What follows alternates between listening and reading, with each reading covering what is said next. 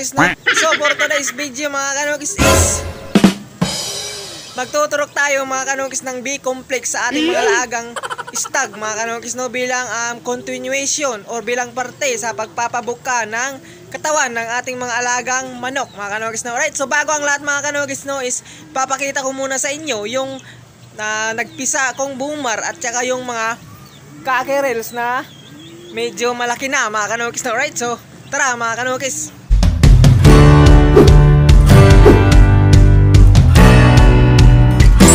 Yung boomer natin mga kanokis, no? Right, so 6 yung sisiyo niya mga kanokis, no? So bali 4 lang pala yung itim, tsaka 2 yung kulay dilaw siguro yan o pula yan or pumpkin yan mga kanokis, no? Right, so ayan mga kanokis, no? Ito naman yung pagtutuunan natin ng pansin mga kanokis, no?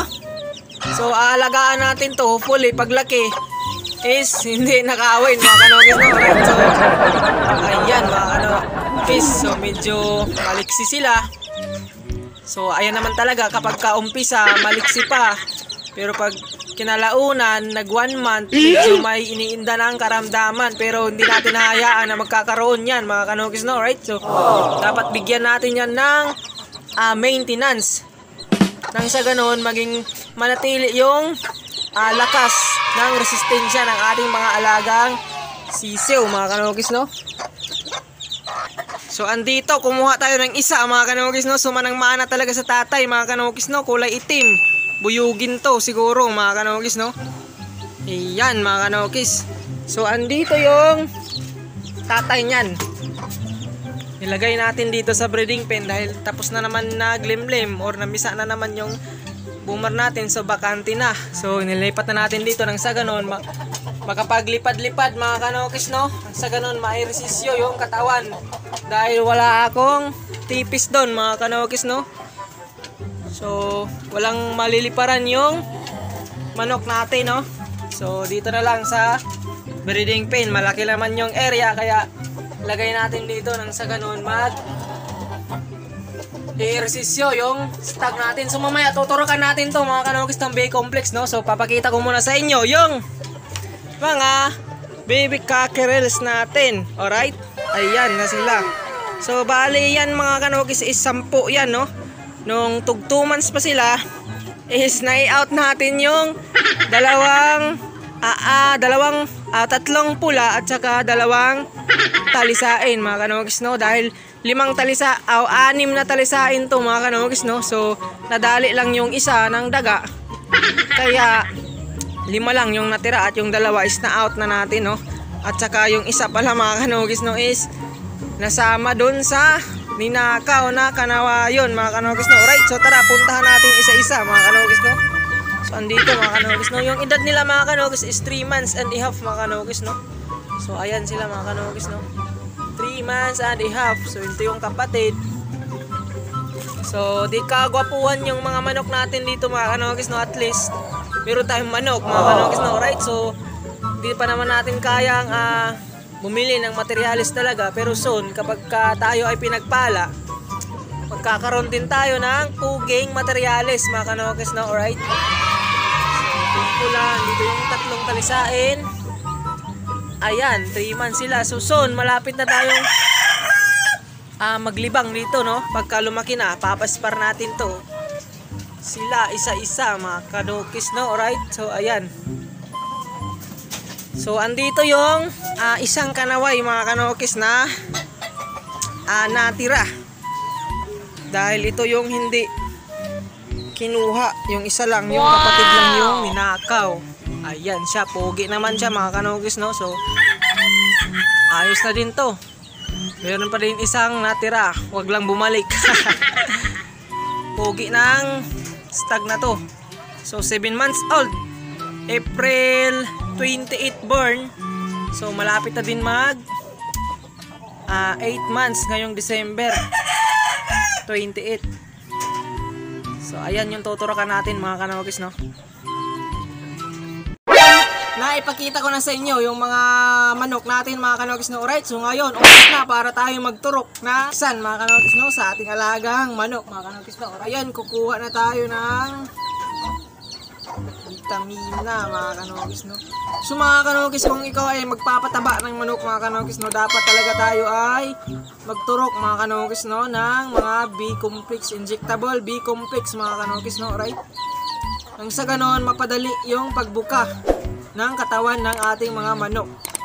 Kaysa naman maubos yung oras mo sa pagbibigay lang ng patuka, Pero yung hawak naman or yung katawan naman ng manok is katamtaman lang. So dapat talaga mapabuka natin mga kanokis, no, nang sa ganun is kung ikaw ay nagbebenta, talagang merong bibili sa iyong manok, or kapag ikaw ay pinuntahan ng kapitbahay para sa pagpapa-spar, is hindi lugi yung manok natin mga kanokis, no? Alright, dahil tayo ay nagpapabuka ng katawan nila. So ayan, kukuhain na natin yung stag natin, ang sa ganun maturukan na natin, no? Alright, so tara mga kanokis. No animals were harmed in the making of this video. So andito na mga kanokis, no? So ito na yung tuturukan natin. So medyo naka 20 days na rin tayo siguro, no, sa pagpapabuka. Medyo ayan, malaki na yung katawan ng ating manok, pero kulang pa mga kanokis, no. Dapat lagyan pa natin, no, sa isang buwan baka 3 or 4 tayo na turok, pwede na yun mga kanokis, no. So nasa 20 days na tayo, so pantatlong turok ko na to. So next week magtuturok din tayo para 4 na beses tayo magturok. Nang sa ganon, puging-pugi, guwapo yung hagod ng ayan katawan. So ayan, umpisa na natin, magturok na tayo. So left, right. So ngayon left naman, alright. Ginagawa mo.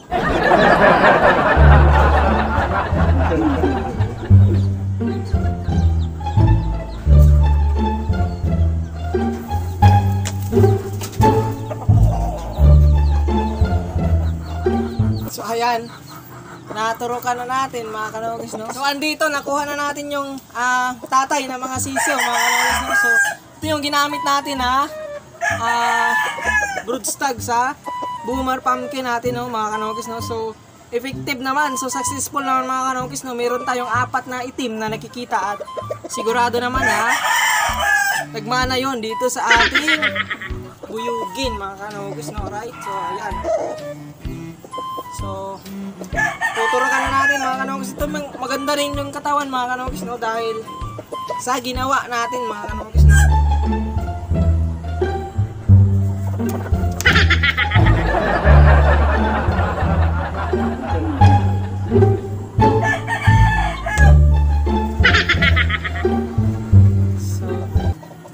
So ayan, tapos na nating naturukan mga kanokis, no. So wala nang laman yung ating syringe.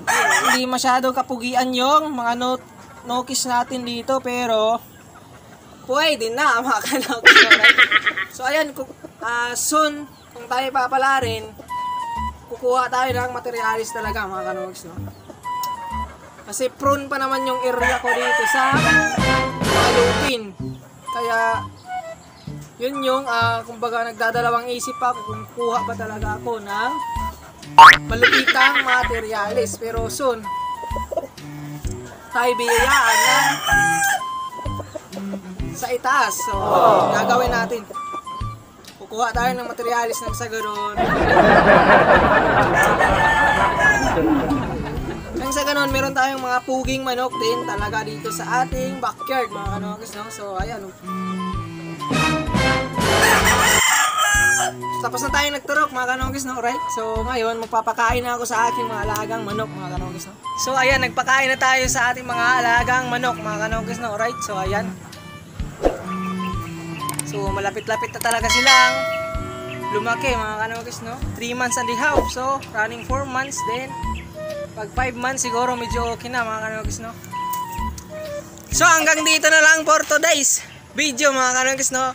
Maraming salamat sa lahat na nag-subscribe, nag-like, nag-comment, nag-share, at sa mga nanonood sa ating mga gawang video mga kanokis, no. Alright, so hanggang dito na lang. Peace out.